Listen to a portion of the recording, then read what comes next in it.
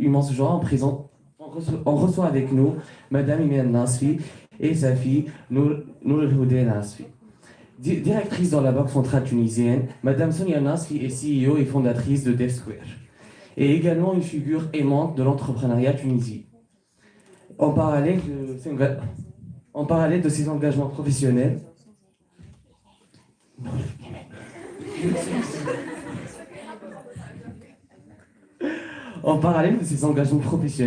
Madame Sonia Nasfi est engagée dans la vie associative, comme étant vice-présidente de l'association Stand Up and Stand Up for Kids, qui dédiée au développement personnel des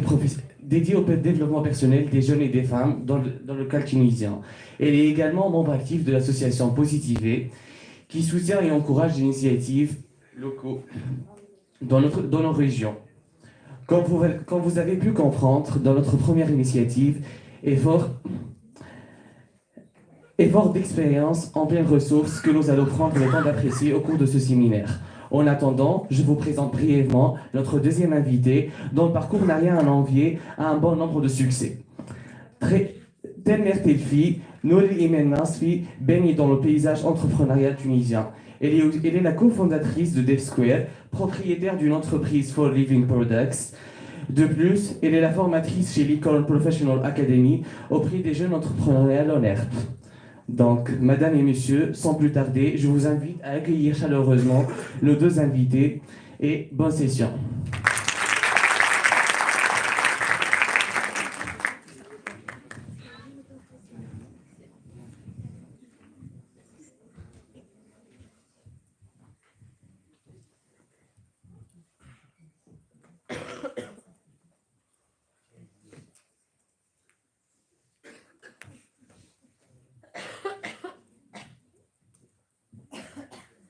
So hi everyone, I'm Nour, this is Sonia. We're the co-founders of DevSquare, the career accelerator where we bridge the gap between talented deaf people and employers. Okay, hold on.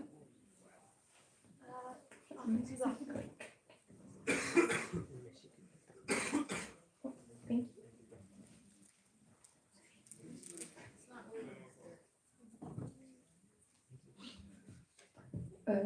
ظروف المباشر. Okay, it's okay.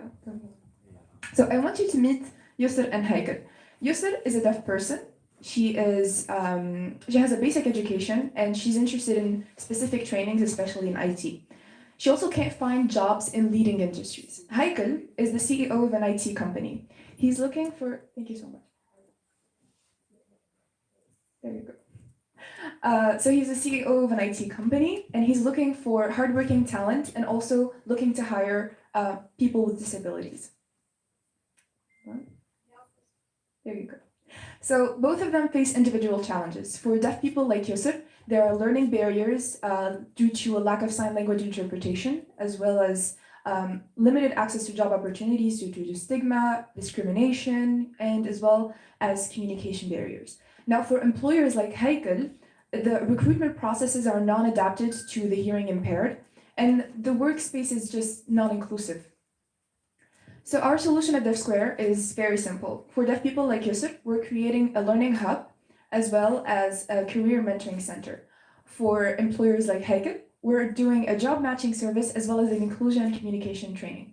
All of these are aligned with three SDGs. Number 4, which is quality education. Number 8, which is decent job and economic growth. And number 10, which is reduced inequalities. Now, in the world, there's 500 million people just like Yusr. And employers like Heikel are facing an increase in demand for IT fields of upwards of 30%. So this represents a huge market opportunity for us. We will be entering a market of $25 million of deaf people from deaf organizations in the MEA region, so that's Middle East and Africa. Our product currently looks like this. It's an online training platform where you can have access to the courses, to the community space, to the job matching service. Our courses are delivered in sign language with trainers, as you can see there, our trainer. And it's currently being developed to look like this for the training. So we're gonna have an AI-based virtual trainer that will be delivering the courses in sign language. Our business model has 3 revenue streams. So the first one is free. You can have access to the community space as well as online weekly events and workshops. All of this is supported by directed ads. The second is paid courses with prices starting from $30, where you can have certified or non-certified training. And the third is the B2B model, which is basically placement fees. So for each student that is recruited by an employer, we get 17 to 30% of their annual salary. Our competitors aren't that many direct competitors, but the advantage that we have over them is that we offer all of the services that they offer, but in one place. And it's 100% accessible because it's 100% online. In 1 year, we've had a few achievements. We've had over 25 partnerships with deaf associations from Africa, France, and Canada. We also have partnerships with coding schools, such as UX UI, the UXers, who offer the UX UI courses, a Microsoft partner in Tunis, which is RFC, as well as Teachers College at Columbia University in New York. We also have 8 hiring partners, and we've won 5 prizes so far. Yeah. So in the last 3 months, we've done our first 2 tests, which is the alpha and the beta test with 10 students. We launched our first course. We recruited within our team deaf trainers and sign language interpreters, and we've job matched 7 of our users. So in 2024, our focus will mainly be Africa, starting with North Africa and then going to South Africa. 2025, we'll be expanding to France and then Saudi Arabia. And in 2026, we will be introducing our virtual trainer that you saw the little avatar there. So our go-to-market strategy is basically building partnerships. We'll be building partnerships with hiring organizations, with coding schools, with HR organizations, and we will be just, I'm not really familiar with this slide, I forgot it. Yeah, so we're basically gonna try to get job opportunities, and we're gonna try to, promote our work on social media as well as raise awareness on the deaf community and the deaf culture. So this is our team. I'm Nour, this is Sonia. We have a third co-founder, Atif, who's unfortunately not able to attend today. So our team is supported by 3 different members as well as 2 PhD holders in AI, one of whom is a deaf woman.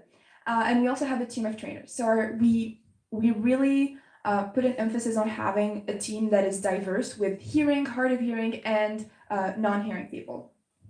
So this is our ask. This is what usually we show our investors, but I'm still gonna show it just in case.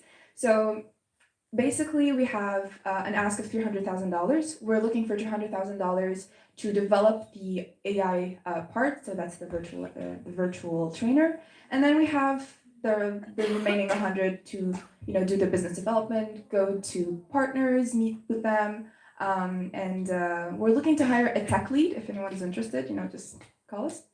And yeah, we're Deaf Square, defending deaf people's rights to choose their future. And thank you so much for your attention.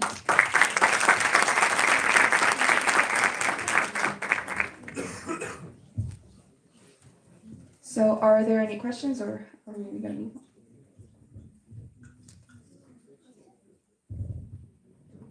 Chers camarades, c'est le temps de poser vos questions.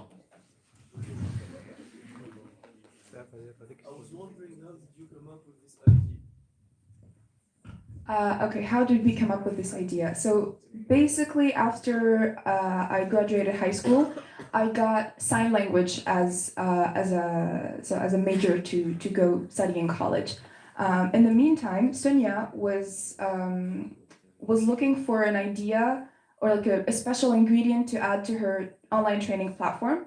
And then one time we were just talking about this entirely different world that I just discovered, which is the deaf community. The culture was different, the way people interacted was different. And we were just talking, and she met a few of my teachers and a few of the people in the associations. And we just wondered, are there any training platforms for deaf people? And we kind of did our little research, and we didn't find any. So we're like, okay, let's be the first one to do that. So. And it's not only in Tunisia. When we made our research, we discovered that all over the world, there are no online training for deaf people.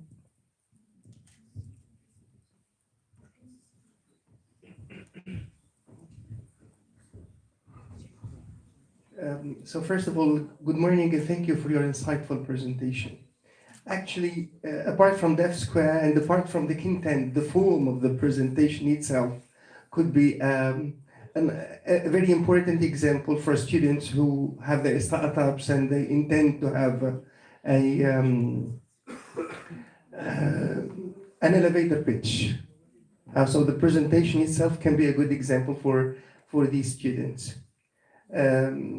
Thank you for the idea and thank you for being here. During the presentation, you talked about partnerships, American partnerships, and international partners. But what I know is that sign language differs from one language to another. It's not the same. So the lessons that you are preparing or the subjects that you are preparing and presenting and the trainings that you are presenting in your, on the platform. So I suppose that they are going to be for Tunisian deaf students, or is it for deaf students all over the world? Yeah, so basically there is around 300 different sign languages in the world. So there is a different sign language for each country, just like there is a different language for each country. Within the same country, we can find different dialects, depending on the slang that people use, or depending on the different ethnicities that there are in that country. So yes, that's something that that's something that we are conscious of and that we're implementing within our work. So right now, since our courses are being offered in Tunisia and North Africa, we're using Tunisian Sign Language. So the thing with Tunisian Sign Language is that Algerian Sign Language and Moroccan Sign Language are quite close to it, so they can understand each other. But then when we're gonna go to South Africa, we're gonna have to have a South African Sign Language trainer. And then, yeah, with each country that we go to, we're gonna have a trainer that masters that sign language. And then for the virtual trainer that we're gonna be launching, the first few courses that it's gonna be included in, they're gonna be delivered in American and French Sign Language. So the thing with American Sign Language is that it's kind of like, for us, kind of like English. So different deaf people all over the world kind of know some of it, especially if they have to be in contact with international deaf people. So yeah, we're gonna provide the courses in various sign languages, and we want to employ people in those specific countries and boost their economies. Yeah, it's always nice to have. Because when it comes to languages, actually, we can have the training in one language and we can have the subtitles in another language. Well, the thing about subtitles, because we thought about subtitles first, we were like, oh, but you can just stick subtitles on any training or any video. But the thing about deaf people is that they're very specific about the context. So if they miss one word if there's one word that they don't understand, they're gonna blank out. They're gonna be like, I'm lost. I don't know what this is. So that's why we need trainers who master sign language, who can take the time to explain this and be like, okay, so let's talk about, I don't know, the firewall. This is what a firewall is. It's not a wall made of fire, and they go into detail and they explain it until the person understands what it is. So yeah. Yeah, besides for the sign language, for the captions, deaf people have a different grammar. So in a phrase, they have to specify the time, the location, the verb, and the person. So even with subtypes, they can't really understand. Because, for example, you say, I am going to school today. They say, today, school, going, I. So when they read the sentence, it is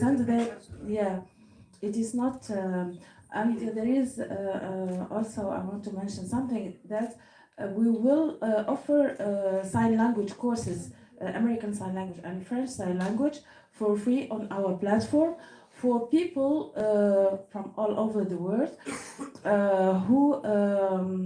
who doesn't know this sign language, and they want to study with us.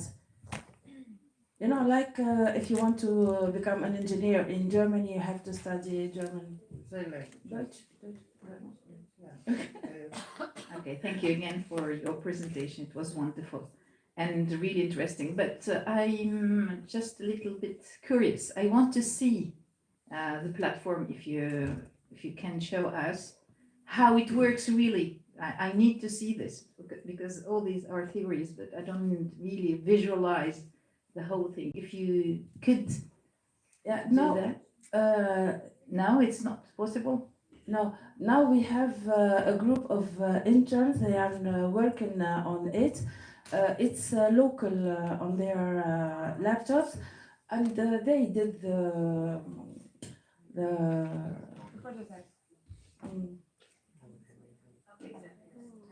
but it will. Oh yeah, and this trainer Behe is with us. So he's a deaf person. He's a deaf person, and he's our trainer for graphic design. Yeah, and we just finished the first cohort, and we already have offers for them from some companies.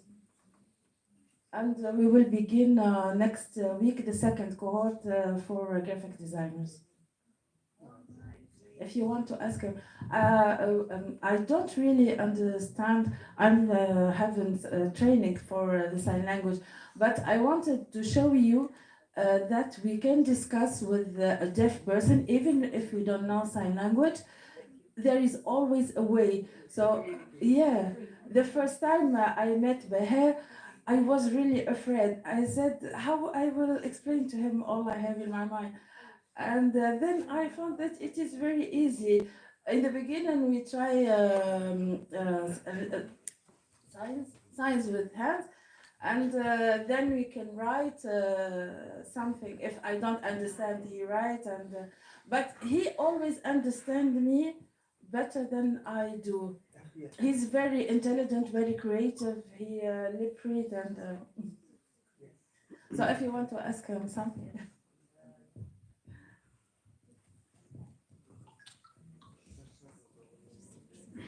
So, hello, I tried to enunciate very well.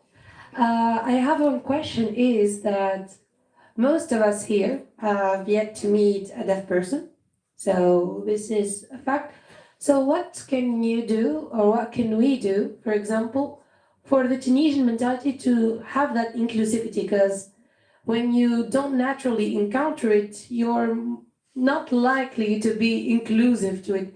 Is it like actions for going to primary schools, for example, and show children sign languages, or for your website to invite anyone who wants to learn sign language to learn it?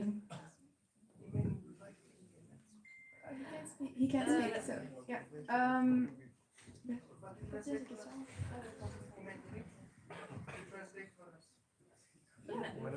This question?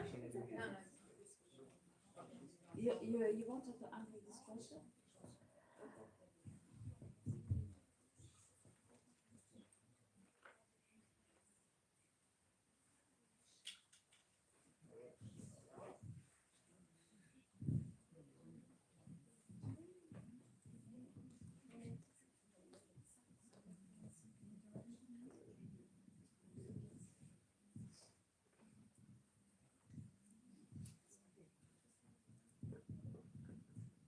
He said that we have to.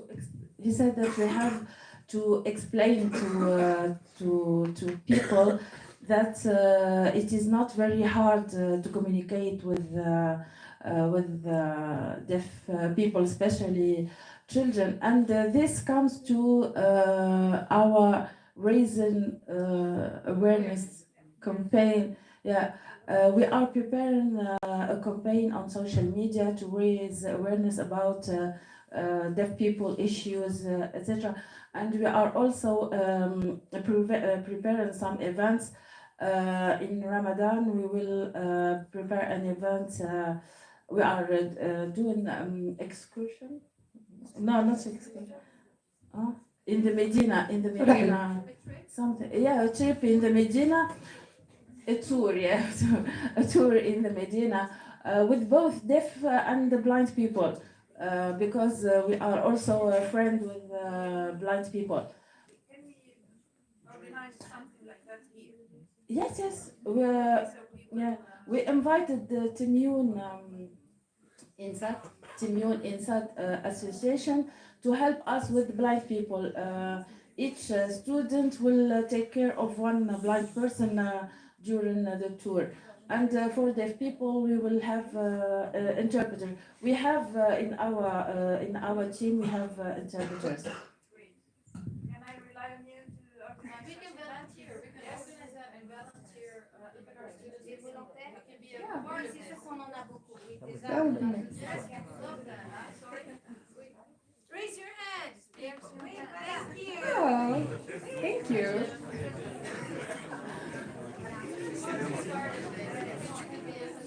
Thank you so much. It's really nice.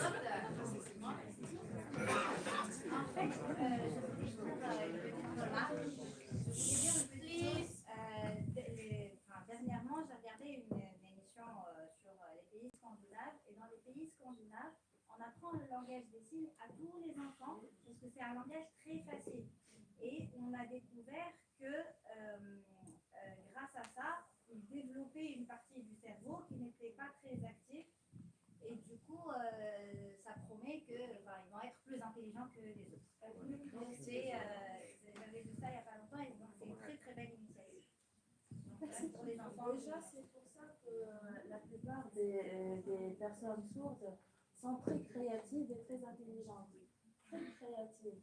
Et je voulais profiter de ces dons pour les montrer aux entreprises et je suis sûre qu'à un certain moment, ils vont s'arracher les personnes sourdes, surtout au niveau de développement web et graphic design. Surtout une remarque peut-être que, en tant que personne qui entend, pour moi, le langage des signes, c'est pas seulement pour communiquer entre personnes sourdes et tout ça, a plusieurs avantages. On imagine qu'on est dans Carrefour, chaque personne dans l'autre côté, tu peux pas crier, mais tu peux faire des signes parce que les signes, c'est une chose qui se voit. Donc, on peut encourager ça pour, même dans notre culture normale, on peut inclure les signes pour communiquer entre nous, pour que quand il y a une personne qui est sourde, c'est assez naturel, ça devient une partie de la chose. On parle avec les signes, avec eux ou sans eux. Ouais, déjà, voilà, bon, à part les Italiens, déjà, les signes, ils sont inclus, les signes, ils sont très inclus, voilà, les Méditerranéens, ils sont très inclus dans notre culture. Donc, par exemple, si vous êtes à la maison d'un voisin ou d'un invité et vous êtes avec votre mère et vous allez faire un petit gâteau et vous faites...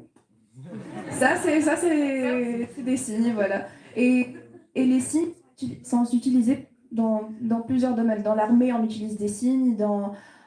Si vous allez faire de la plongée sous-marine, on va utiliser des signes parce qu'on ne peut pas parler sous l'eau. Et voilà, donc les signes, ce n'est pas quelque chose qu'on n'utilise pas, c'est quelque chose qu'on utilise et ça va nous rendre la vie plus facile. Ouais. Et surtout avec les bébés, je pense que ça va être plus facile parce qu'au lieu d'avoir un bébé qui crie et on ne sait pas pourquoi il crie, on peut lui apprendre que ça c'est le signe de je veux boire quelque chose, je veux manger quelque chose, j'ai des trucs simples que tous les bébés vivent. Et... Ils peuvent intégrer facilement. Mais juste pour revenir à l'exemple que tu as donné, je te rappelle que ta maman est à côté de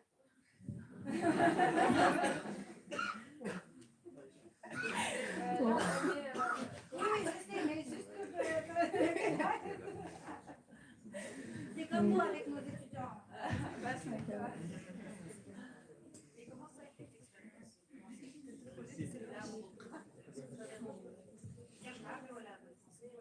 كتحب تعمل بالعربي ولا معناتها نقولوا On peut pas. On sait pas, on a des internationaux. D'accord. Juste vous me Pardon, dites. we translate. I want to ask him about the challenges he faced during his studies. Yeah. Okay. I did so many interviews about that for. Voilà.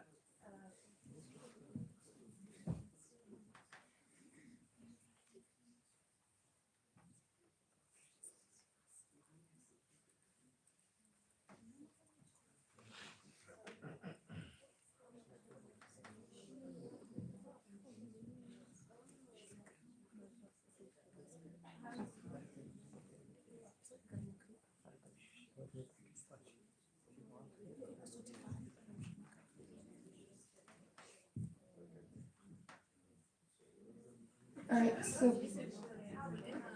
yeah, okay, go ahead. I think his mother helped him a lot. All right, so I think that. Because at school he really don't understand as the teacher always turn his head so he can no more read on left. Yeah. So his mother help him when he is home. His mother help him with yeah. But he said finally, يعني I did it.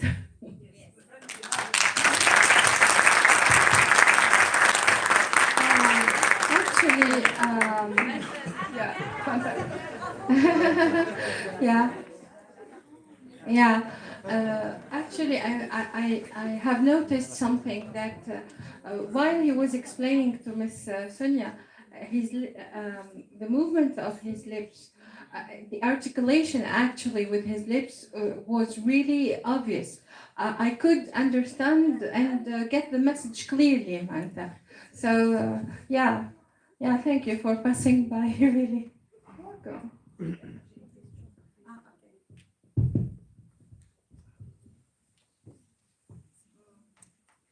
He said that when you are talking to a deaf person, you have to speak slowly and articulate, and then he is used to that person. In the beginning, it's not like now because we are always together. In the beginning, he didn't understand me very well, but now, as he used to me, he know how I think, what are the words that I use usually. So now it is very easy. He said with time he can understand. Yeah. Alors, est-ce qu'il y a des institutions spécialisées pour l'enseignement des malentendants? Alors, Est-ce qu'il y a le braille pour les non-voyants? En Tunisie, oui. en Tunisie, non. En Tunisie, is it okay if you speak in French or do you have to speak in English for French or English? Okay, okay, so English. So basically, in Tunisia, we don't have specialized institutions that are teaching sign language to deaf people. Deaf people will usually learn sign language either from their family, if they have deaf members within their family, or from associations, which are nonprofit organizations that are just, and they're not always accessible to everyone because a lot of, we see a lot of deaf people from regions that aren't as funded as the capital, for example. So there'll be one association and people are like kilometers away from it, so they can't always be there with them. But for those who can go to the associations and spend their days there, they usually take care of them. They teach them the sign language. Unfortunately, there isn't a unified Tunisian sign language. The signs from north to south are similar, but there are words that are different due to the different culture of that region. I wanted to add something that I know. In l'Institut supérieur des langues de Tunis, there is a master. Actually, it has become a bachelor degree and master in interpretation. And in interpretation, they have a subject for sign languages as part of the interpretation, and it is taught. But it was initially initiated and taught by I forgot his name, but he is famous. Nurdin, he was my teacher. Yeah. Yeah. So Nurdin شنو سمح? Anyways, I forgot the last name. But he is famous even in at the time we used to have the news with sign language translation. So I wish that it could be. Just for history, before the revolution, Leila Benali was very interested in people with disabilities. So there were a national government, from the government association, ATAS, NGO, but it is from the government. ATAS, it's called ATAS. It was all over the governorate in Tunisia, and they were taking care of the education of deaf people. But then after the revolution, they lost everything. Now, our third co-founder, Atif, is the president of the Tunisian Association. And as most deaf people in Tunis are studying in Lycée Rue de Russie, it's the most school where there are deaf people. Also for the primary school, it's Rue de Russie, and also Collège Naj El Maghreb, I think. And the association is very near to these schools, and they give support courses for deaf people with sign language. But it's no, for the teacher, there are some teachers who are interested. So Atif explained to them how to communicate with the people, but not always. In fact, classes, there are too many students in classes. They don't have the time to take care of a deaf person. But this association, they are doing their best to help.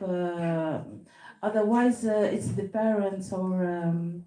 But for example, in the US, you can see there are even a university for deaf people. It's called Gallaudet. South Africa, there are 44 schools for the deaf. But in Tunisia, I think maybe they don't have the mean. Yeah, there is Deaf Square.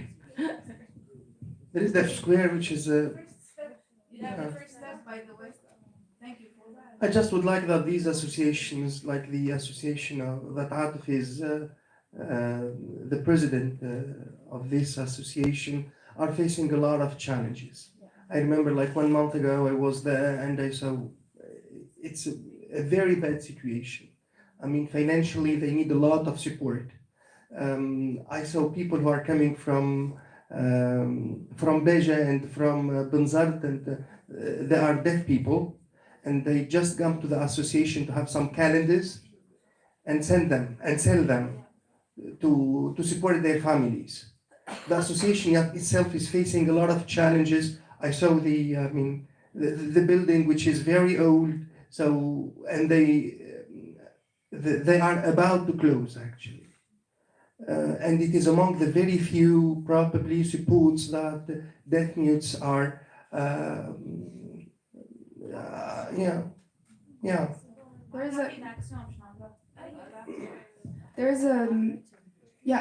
There's a big funding problem for associations, especially associations that are specific to certain needs or to certain conditions. But we were lucky enough we were with Open Startup Tunisia's fourth cohort, and we got to meet different coaches to work on our pitch deck and on our project. And one of the coaches, this wonderful woman named Gretchen, she is an American based here in Tunisia. She's married to a Tunisian man, and she has empathized with our cause, and apparently her son is very interested in deaf people, which was an amazing, really beautiful coincidence. And so what they decided to do is that because he has a school project and he needs to do a certain project for a certain specific cause, and so he chose to work on Atif's associations, which is Azist. So there's gonna be a fundraiser gala that's gonna be organized, and they're gonna raise funds for the association. And we brought up the fact that the association's headquarters need to be renovated because there's a lot of there's heating problems, there's mold sometimes growing. It's a very old French colonial building, so it's really on the brink of falling. And when we brought this up, we also brought up the fact that they only have one computer, which is like a really old computer that only the president has access to. And so she was generous enough to tell us that her husband's company basically changes all of the employees' computers every few months. So they have a lot of computers that are not being used, which are in perfect condition. And she offered to donate 5 computers to start with, and if we need even more, she could donate even more. So that's an amazing thing to have access to investors and to have access to donors and to have access to people who have the resources and to tell them about the issues and to tell them about the problems that certain minorities have. That's really important, and that's one of the reasons why we did Deaf Square, to raise awareness either on our social media or during our online events and workshops, and why we appreciate participating in this kinds of seminars and going to places and talking about this, because you never know who's in the crowd, you never know who has the money, who has the resources, and who can help. So yeah. Yeah, so as you said, maybe you can organize activities, especially the children, the deaf children. Generally, they are issued from poor families, so they don't have the opportunity to visit places or to go to parks or. And in Deaf Square, we're trying. We don't have, because we are not generating a lot of revenues, but we try to organize some activities for the children to be like other children whose parents take them in activities. We also want to develop activities for all the year, like theater or painting or sports. Yeah. So I hope maybe you can find a business model to develop something like that and to help deaf people.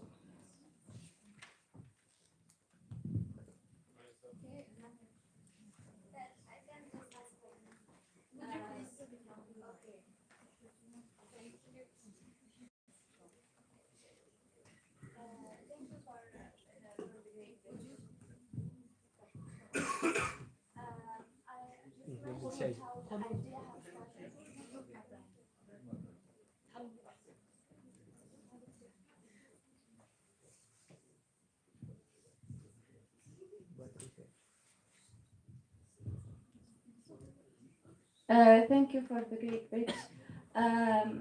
You've mentioned how the idea started at first, but I would like to ask what challenges or obstacles you have encountered at first, and what strategies you have implemented. That's it. Thanks. The lack of statistics in the world. There is a lack of statistics, especially in Tunisia, and we've had I think the main problems for statistics were Africa and North Africa especially. We took almost a year and a half or 2 years just for research, to make sure that this is something that is feasible, this is something that we can do, where we can do it, who specifically should we do it to, because at first we just wanted a training platform for all deaf people, but then we were like, okay, that's not going to be possible. You have to be specific, you have to choose a field. So that's why we chose technology, we chose the leading industries especially, so we chose coding and graphic design and digital marketing, because these are fields that are in demand, especially when it comes to jobs. So we didn't just want to train deaf people, we wanted to train them and make sure that they have the required training to access jobs and to be able to do that. And that's where the idea of the job matching service came. We were like, okay, we already helped them with the training. What if we also help them with the job matching, and we can contact employers and bring the two people in one place together? And then, so the process was research, find a challenge, research, find a solution for the challenge, and just a whole lot of hours in front of a computer, going from website to website. We've learned, especially Sonia has mastered talking to ChatGPT, which is you can go to ChatGPT and ask a question, but if you want a good answer, you need to know how to write the prompts, and she's gotten really good at that. So, our AI master. For every startup in the beginning, we had the challenge of the fundraising. So we had to work by ourselves. There are also people who believed in Square, and they are still working with us for free. So this is the part of fundraising. There is also a technical part, which is the data, not the statistics, but the data for about sign language. As we are developing a solution based on AI, we in the beginning we wanted to develop an avatar who masters sign language. But all over the world, there is no data. You know, for AI, you need to have data to train the avatar. Till now, there are big companies who are working on avatars using sign language, but no one really find the solution. So that's why we decided to begin with the human trainers, because at the beginning we thought that it will be easy. If you have the technology. In fact, now you need the data for AI. So we decided to begin with the human trainers, and maybe into 2 years, our avatar will be ready. So if you can't have the data, create the data. That's yeah. I think just because you asked about the process, I will give, if I can give one piece of advice to any person, doesn't matter if you're an entrepreneur, if you want to be an entrepreneur, if you don't want to be an entrepreneur, but in life, ask, just ask. It doesn't matter if you're going to get rejected, it doesn't matter if you're going to get accepted. Ask. The number of times that we were told, no, that's like such an important investor, or no, that's the CEO of a really important thing. You're nobody. You can't just go there and talk to them and ask them. And we were like, no, I need this, I'm gonna go ask. And so we did. We went to the person in charge of MIT, so MIT in the US, the Massachusetts Institute of Technology, in charge of the Legatum, was it the word? Yeah, the Legatum Center at MIT. And she had like a sea of people trying to talk to her.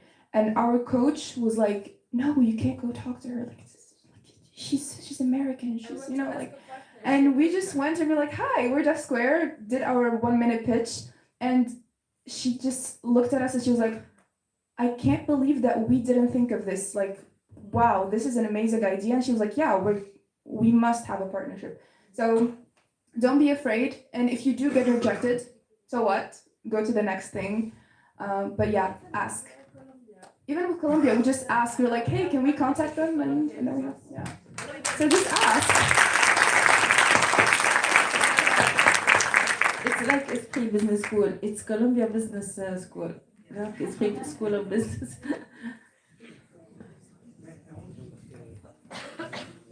Actually, I didn't want to talk about that. But actually, when you talked earlier about the trainings that you intend to launch on your platform using the sign language, like graphic designs and things. I think that people also need trainings for things that we believe, as Nour, this is what other people say. We believe that, or we take them for granted. For deaf people, they are not, they do not know them.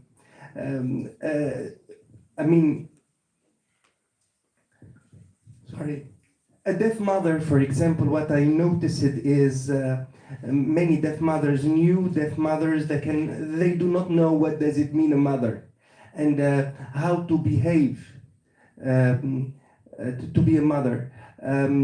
I know some people who are deaf, and they want to get married, and they do not know how does it feel to get married. They don't know about sexuality. They don't know about anything. Because people who can hear, they can know these things through their daily communications. They don't need to study this. But deaf people, because of their narrow circles, they find a lot of difficulties to learn about things that we believe as, or we take them for granted. But for these deaf people, they need trainings probably to know about these things. I was once at the association with Atif, and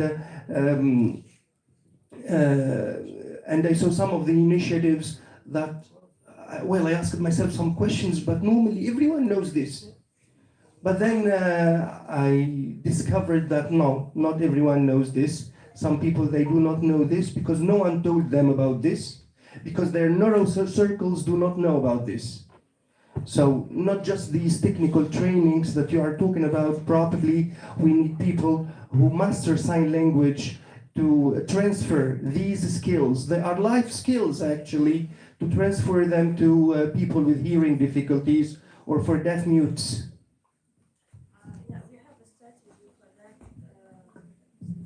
So we have a different strategy for that. For example, we contacted influencers on social media. There is Dr. Karim Mishri. He is very active and he has a very good reels about health, about sexuality. So, and he is very interested to work with us. We will transform his videos with sign language. You may understand two parts. Also, we are contacting the international organization to have their authorization to use their videos, for example, about AIDS, about cancer, about and to put them on our to transform the sign language. We will also have on our platform a free part. There will be videos about how to educate children, how to communicate, how all these subjects we will discuss. We have in our team a trainer for soft skills. And he's a hearing person and he's an interpreter. So we are developing some free content about all of that. Yeah, we're aware about that simple things. You think that is simple, but a deaf person, even if a deaf person is in love with a girl, for example, he doesn't know how to say they are very straight. Yeah, so it is sometimes it is shocking. So even it's a sad story, but there is two deaf person who got married and the women died because he doesn't know how what to do. It seems very strange, but it's very sad. So especially for sexuality, it is evident that we have to do something. Education in sexuality. They really don't know anything. So we are aware about that, and I think. One person of our team, one trainer, he did the training for sexuality education, and we will do that. It's obvious. It's one, and also about health issues and even information. Even during the COVID, they didn't know anything. They don't understand. They see people wearing the mask and they don't understand. Nobody explained to them what is happening. So they can go out and get problems, for example, because they don't know that they don't have the right to go out. Or so thank you for this question. Excuse me, I was wondering, maybe a question for him. How is the job market looking for deaf people, and what are the opportunities?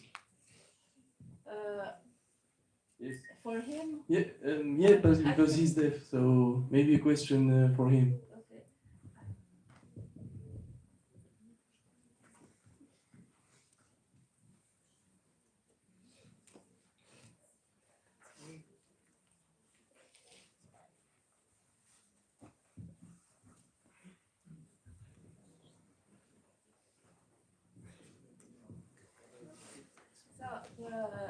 The problem, because he's talking about Tunisia, the problem in Tunisia is that most of the people don't know how to write.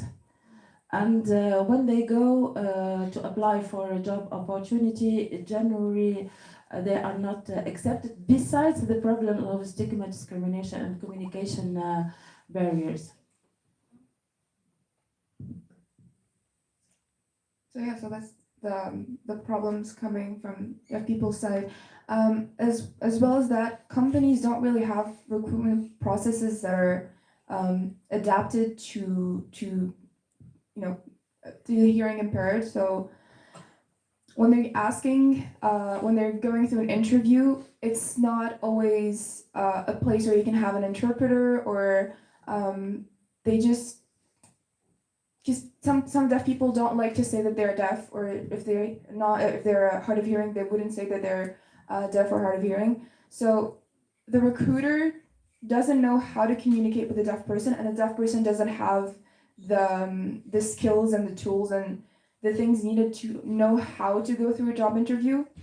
So that's where there's a big issue. But in Tunisia, so like companies need to have at least 2% of their employees as people with special needs. So they need to hire deaf people, they need to hire blind people, they need to hire any person with special needs. And the thing with deaf people is that they don't really talk or gossip with their coworkers because of the communication barrier. So the communication barrier is like a double-edged sword. Like on one side, it's bad because you can't communicate with the outside world. You can't really talk about what you're thinking, what you're feeling, and people can't talk to you. But on the other side, it makes you an employee that's not wasting time talking, and that's more focused on the work because there's nothing else to do. So we kind of like try to see the good side of it and to try to use that. So employers, what we say is employers, when they hire deaf people, they're gonna see an increase in the hours put in by an employee because they're hardworking, they're focused, they don't have distractions. Like hearing people, we're very curious. So if you hear a door open, you're gonna look at the door. That's like 2 seconds, a second wasted of your time. A cat is gonna go in. I don't know, an ambulance is gonna go by. So there's all these audio distractions that we're all like, oh my god, what happened? And then you're gonna go out of your concentration zone. They don't hear that. They don't hear the doors opening. They don't hear the two people gossiping, and they're trying to listen. Okay, what's the gossip today? So they're focused on their work. They're working. They're hardworking. They're very creative when they're working, especially in things where there's a lot of logic. So for coding, or things where there's a lot of creativity and a lot of visual things that are needed. So like graphic design, they're very good when it comes to just icons and images and visuals, and just have a really good visual memory.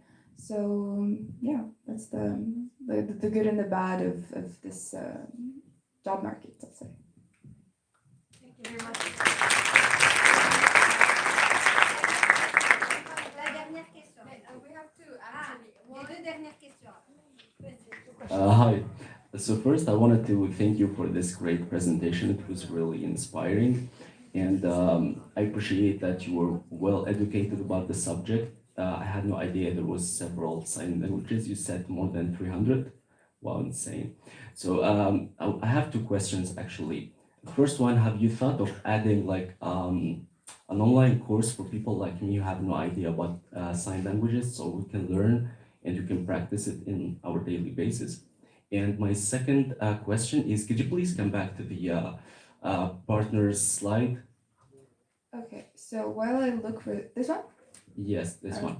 So I wanted to ask you how did you like manage to get all these partners? How did you like get in touch with them? Because it's very difficult. I see here some institutions, some universities. How did you like do that? All right, I'm gonna start with the second question just because the slide is here, and then I'll give you the first question. So the partnerships, how we managed to do them. So especially for the partnerships with the deaf associations in Africa and Canada and France. So in November of 2022, our co-founder Atif went to the biggest conference of deaf people in Africa, which happened in Johannesburg in South Africa. And basically a lot of deaf people from different deaf associations from all over Africa and other parts of the world went there, and they met there and they spent like a few days there at the conference. And Atif was on a mission there. He was like, well, on one side he was on a mission to represent Tunis and to represent his association, and on the other side he went there as our business developer. So he pitched the idea to the people present there. They liked the idea, they loved it, and they were like, yeah, we'll have partnerships with you. That way, because associations are basically the hub of deaf people, so that's where you're gonna find a lot of deaf people. So we made these partnerships with them. That way we can just go to that specific association and be like, hey, so everyone, we have this idea, you can get to study this and this and this and this. And so it's a win-win situation, because the associations, the members of the associations are gonna get this access to this training and to the job matching and etc. And we're gonna get access to our user. So yeah, so we just went and we talked to them and they liked the idea and we partnered together. For the coding schools and the partners, that was mainly something that both of us did. So we go to events, we talk to people. Some people have their own companies, or some people know someone who has a company who might be interested. And it's just a lot of networking, a lot of going to events and talking to people, meeting new people. And you know, if that person can't help you, they might know someone who can help you. So that's why I insist on asking, because even if they reject you, they might know someone who's not going to reject you. And that's how we got the partnerships. And a lot of them were really just coincidences, especially with the RFC one. Like, so Sonia she was at her regular job at the Central Bank of Tunisia, and she attended, it was a meeting or a seminar, I think. And she just started talking to this guy, and he was the head of RFC in Tunis, who are a partner of Microsoft. And he was like, right now, like the company has to hire deaf people, so you're the perfect person to meet at this day. So yeah, I think we manifested just like starting to meet people who either know deaf people or who want to hire deaf people, or just like the number of people that, like our friends that we've known for months or years, and we talk to them about the startup, and they're like, oh, my mother is deaf, oh, my cousin is deaf, oh, my sister is deaf, and like, I've known you for 2 years, how do I not know this information about you? And then you just get, just network, go to events.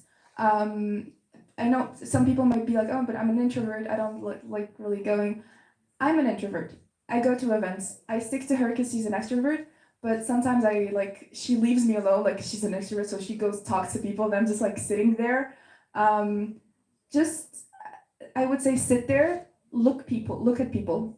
Doesn't matter who you're looking at, just start looking at people. Someone is gonna be like, this person's looking for someone to talk to, they're alone, I'm gonna approach them. And they come be like, hi, I'm Fulini, and just start talking and network. I'm gonna stop talking because I talk a lot, sorry. For the first question, yes, we will be having courses for sign language. There will be two kinds, one for hearing people and one for deaf people, because in Tunisia there are a lot of deaf people who don't know a sign language. You know why? Because their parents are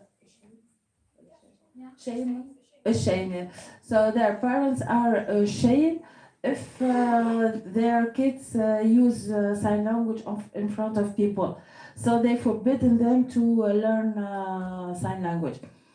And we want we will also work on this part.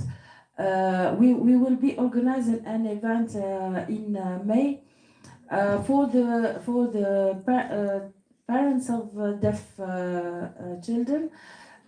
We want them to understand that sign language is a real language like Spanish or English. And if they want their kids maybe to go to study in the US when they graduate, they have to know a sign language. It only mean to communicate with other person. If you don't know sign language, you can't go. Maybe you can live in Tunisia, but you can't go international. So you will find very soon a course for Tunisian Sign Language, even if it's not official. In Tunisia, it's not official. Hi, Nour. Thank you so much for the presentation. I just want to say that you are the true light at the end of the tunnel to all of the deaf people. You're not only looking for jobs for them, but you created a great platform for them just to do studies. I just want to thank you, and I just want to tell you you're doing a great job. Keep up the good work, and start to think about workshop, because deaf people need the one-on-one relationship. This is right, like you can rely on it, but start to do workshops, just one-on-one with them, okay? Thank you so much, and we're really honored to have you among us. Thank you. Thank you. So the workshops, we do have like the weekly workshops about really just any topic that we're gonna have that week. But apart from that, so when you get trained and then you're gonna go to the job matching service, there's a mentoring service in between. So that's the part where we prepare deaf people for the professional life. So it's soft skills, it's mock job interviews, and they can have them in sessions if they need a certain tutoring, whether for the training or for the mentoring. They can book the one-on-one sessions. So yeah, thank you so much for reminding me of that, because I think I forgot to say it. And thank you so much. Honestly, I don't want to take all the thanks because I can't forget my mom. She's the one who invested in me, and she's the one who co-founded this with me. So thank you, Mom. And I mean, like what we did was like we had an idea, and I think everyone has ideas. What we did is we found the right community to support us. Yeah. So, with Behe, with Atif, with all the deaf people who supported us, who believed in us. There were times when we had no money to continue funding the startup, or we had no more effort, or it seemed like especially during the 2 years of research, that was a really dark time. And they just supported us, and they continued believing in us. And I think that's what pushed us really to continue, and I want to thank them so much. Actually, continuing with your recognition, I would like all the audience to applaud hard for Atif, who couldn't make it today. It's unfortunately that he couldn't make it, but he is doing a great job, and thank you for igniting our inspiration and souls this morning. Thank you. You're welcome. So if some of you are interested to help us, you are welcome. So if someone needs an internship, if you need an internship for school, if you just need an internship to add to your CV, if you just need an internship because you're interested in this or because this is something you're passionate about, email us. Hold on, the email. Where is it? There you go. That's our contact information. So, email us, DM us, and we always like having young people. I'm so sick of having old people over here. So, thank you so much for having us, and